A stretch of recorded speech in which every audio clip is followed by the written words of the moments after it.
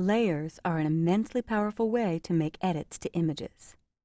What we're going to do is apply a really cool effect to these eyes to make every fleck show. I've saved some selections for you, and technically, channels are selections that have been saved. If you want to get really specific, they're called alpha channels. But I'm going to click back on Layers, and I'm going to start with Select, Load Selection. There are two channels, the eyes and the eyelashes, but you could also create one of your own with the eye whites. It's just a little tricky in this image because of the hair over the eyes, but I've covered that for you. So with the channel eyes, when I click OK, you'll see the marching ants indicating that's selected. I'm going to hit Command plus or Control plus to zoom in. And I'm bringing the eyes into view, leaving room for the dialogue that I'm going to bring up. Now, I don't want to do anything destructive. I want to make sure that these are fully editable changes. That way, if the model's unhappy or the client's unhappy, you can back it down. But under the Filter menu, you can choose Convert for Smart Filters. When I do, you'll notice the background layer becomes named. The Convert for Smart Filters, after I click OK, has embedded the original shot inside this layer. This is technically a Smart Object layer, and this is the Smart Object thumbnail. And I'll name it Model. Now we can safely run any available filter. Filter, Sharpen, Unsharp Mask, which is my favorite way to sharpen. Smart Sharpen is wonderful too. But Unsharp Mask is a term that came from the old camera days when they would actually photograph through a screen and put an Unsharp Mask sheet over it to emphasize the edges. So when I choose Unsharp Mask, I always teach my students, it's unsharp, let's mask it. You'll notice it's only impacting the selected area. And if we did it to her whole face, that would just be cruel, so we aren't going to do that. The settings are typically much lower than what I have. I was experimenting earlier. So it starts at 50%, and what these numbers mean is, would you like it 50% sharper than when you started? I can move it up to 100%, 100% sharper, 150% sharper, or 200% sharper. And I really just want to watch the eyes here and ignore this preview because it's not going to do it to the whole face. In fact, to see better what it's doing, I'm going to choose View, Extras to hide the marching ants, but that will leave the selection on.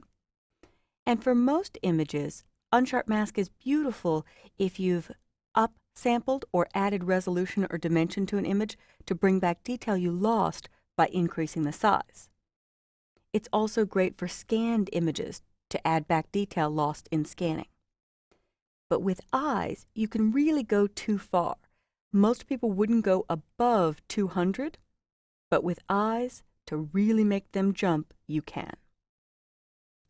Now the radius is the thickness of the sharpening line, and in this case, it will make for a much deeper edge of darkness right at the tip where the eye whites meet the iris. So as I dial this up, it can get really crazy. So it's basically smudging 3.8 pixels together at the edge. So you can go for smaller numbers depending on how sharp you want it, or larger numbers to almost create completely new tones and colors. By smudging 12 pixels, all the blue in her eye pushed out the yellow and green that's right near the pupil. So this can just really show you what is in an eye and all the colors that exist there. So you could see the real light blue originally, with a little bit of yellow and green.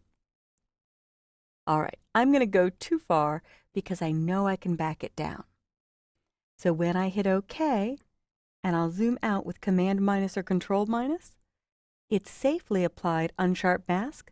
If I click the eye icon, here's before, little flat and dull, although a beautiful shot, a compelling shot. Turn it on again, and it just electrifies the image, as if she's peering into your soul, I feel like. Now let's do one more thing to make the eyes more compelling. Burn the eyelashes a little. Most women wear mascara, and even if we don't, our eyelashes are typically a little darker than our hair color. It looks to me like the blacks in our eyelashes are a little flat, and often that can be caused because the makeup artist will do a touch-up of eyeshadow and it will fall on the lashes, so they tend to get too light. And to really improve the contrast and again make the eyes the focal point, I will choose Select, Load Selection, and choose the eyelashes, which I've saved for you. When I click OK, you'll see marching ants around the eyelashes, and again I want to make a non-destructive edit. Fully editable tomorrow after you save and close the file. As long as you keep the layers, you've not harmed this image in going for a special effect or eyes that really jump out at you. So in my Layers panel, I'm going to click at the bottom, Create New Fill or Adjustment Layer, and I'll choose Levels. And don't worry that Levels looks very flat. It's because it's only loaded the data for the eyelashes. So I want to make them darker, and I'll take the black slider in Levels to the right.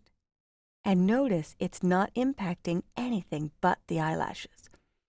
But that improves contrast between the whites of her eyes and the skin, again making the image pop. You could also adjust the midtones a little darker, and that will help the eyeshadow around her eye.